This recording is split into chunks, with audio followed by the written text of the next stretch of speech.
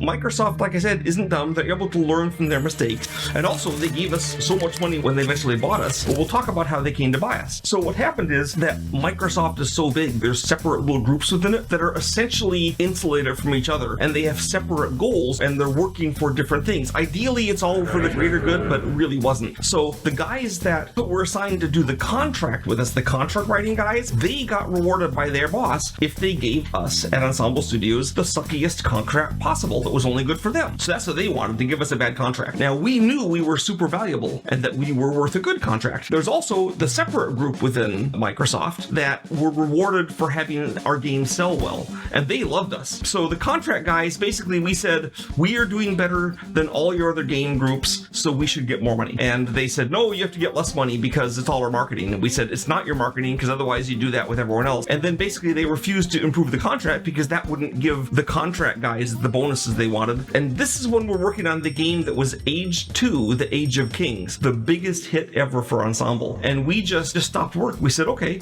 well, we won't work with you then if you won't give us a good contract. We stopped and we started shopping around looking for other publishers. So at this point, the guys who published us freaked out and they went right to the top and they said, we can't lose Ensemble Studios. It is like 60% of all our game sales. We have to have them. So the way they bypassed the evil contract guys was they talked Microsoft into entirely buying us. That way we didn't have to have a contract. We were employed by them. So, I mean, they had to make a deal for the buy-in, but that was different. So we got bought, and Ensemble Studios went from being a vendor for Microsoft to being a wholly owned subsidiary.